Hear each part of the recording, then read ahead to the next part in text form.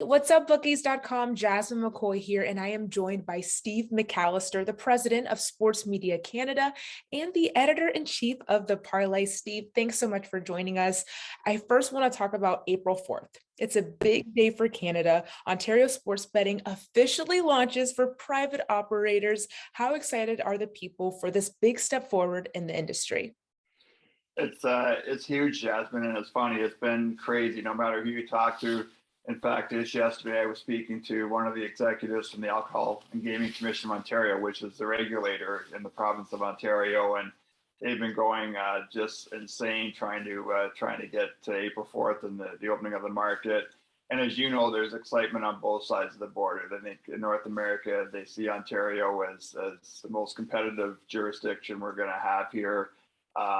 There's 15 operators already licensed to operate in Ontario beginning Monday, and that doesn't include the Ontario Lottery and Gaming Commission, the existing provincial body. So yes, it's an exciting time for sports betting in this province. And you've been writing about wagering at the Toronto Star, and getting to this point has been in the works for quite a bit, from single game sports betting to now it being open to private operators. Can you describe that entire process and what that might have been like for Canadians? Yeah, no, for me, Jasmine, it goes back to about 15 months ago when Mark Silver, the founder of the Parlay Media Group, phoned me out of the blue one day. Mark and I have known each other for about 12 years, and said there was something going on with sports betting in Canada. He wasn't sure what it was yet in terms of setting a business, but there was something happening. And that's when we started this weekly newsletter, the Parlay newsletter. And about probably 2 months later, we approached the Toronto Star about writing a sports betting column because the government was on its way to approving single event sports betting across the country. So it's been an exciting time. I mean, for me, someone who spent the better part of 40 years in sports media, there's been a steep learning curve for me because I'm not a traditional sports bettor, and it was an industry that I wasn't really familiar with. Just having the chance to write in the Star every week, following the industry with the newsletter, we're at a place now where I think, it's pretty exciting to watch, especially what happened in New York in January and seeing the excitement, the kind of money that was being spent. And that's why I think it's no secret when you look, I think there's 11 million eligible bettors in Ontario. And the fact that we see FanDuel and DraftKings and PointsBet and the Score and Penn National and Bet Rivers and all these brands that we've seen a lot of us in Canada and Ontario especially have been watching the commercials now since the legalization of betting in the US going back to 2018. So there's a lot of excitement to see these companies coming into the province. And you kind of already hit on my next question. We talk about the millions of people there, nearly 11 to 14 million people in Canada. How impactful will that be just for revenue?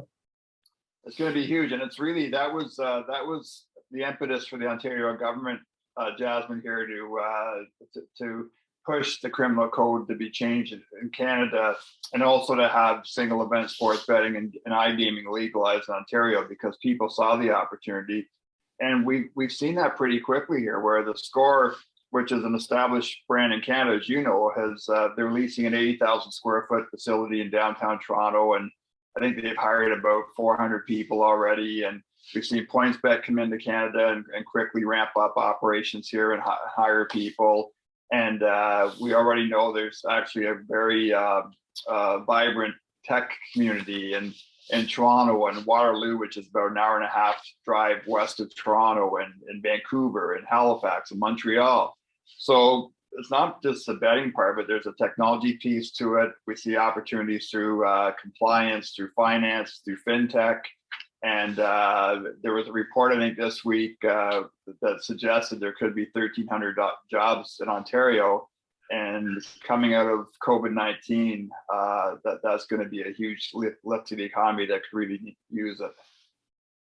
And you kind of talked a little bit about seeing those commercials and seeing those advertisements. I know there are some restrictions when it comes to sports books in Ontario. They won't be allowed to promote, big bonus offers, etc. Do you think that this could somehow impact the sports betting experience? I think so, because I think what we're going to see is we're going to see a lot of sports fans who are fairly new to betting or haven't bet at all, and the bonuses that'll be a slice of it. But I think people are just going to be excited about the opportunity to learn about betting, to have all these different sports books where they can sign up for those apps. And I think people are really excited and going to be excited about the in-game betting opportunities, and the opportunity to go to a bar with your friends and watch a Maple Leafs game on a Saturday night and be able to place bets on Mitch Marner and Austin Matthews and their favorite NHL players. Or we have the Masters coming up next weekend, and again, people getting together at someone's house watching the Masters on Sunday afternoon, being able to make bets during the final round of that golf tournament. So I think there's just going to be a lot of interest, and I think it just makes it. I think for a lot of us up here, we're actually looking forward to seeing advertising that isn't just around bonuses, and it's forcing the sports books to be a little bit creative in how they market their products. And my last question for you, I saw a piece that you did, and it was talking about how customers weren't being looked into when it came to the sports betting experience. Kind of what should, Canadians look for when they want a good overall betting experience? Yeah, and that's again, it's probably hard to answer that question in 30 seconds, Jasmine. What I will say is I think sports books that understand that the Canadian sports fan is truly unique is going to be successful operating up here. And even though we have very close ties to the U.S. and the Blue Jays play in Major League Baseball, and the Toronto Raptors are Canada's only NBA team. Canada's a very diverse country, and there is a rabid base of cricket fans. We have a big base of rugby fans in this country. Women's sports are top of mind, with increasingly so with Canadian sports fans. And then our men's soccer team just qualified for the World Cup 4 days ago, and we already have this base of soccer fans in the past. Which if you live in Little Italy part of Toronto or Montreal, you're waving Italian flags during the World Cup, or if there's a Portuguese community in many Canadian cities. Well, now Canadians, for the first time since 1986, are not only going to be able to cheer for Canada at the World Cup, but they can actually place a bet on the Canadian team. So I think it's that uniqueness and sports books recognizing and enacting on that unique sports fan that they're the ones that are going to get a leg up on the competition coming out of the gate.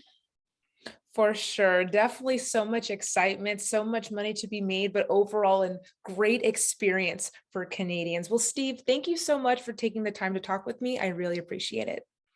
My pleasure, Jasmine. Thank you.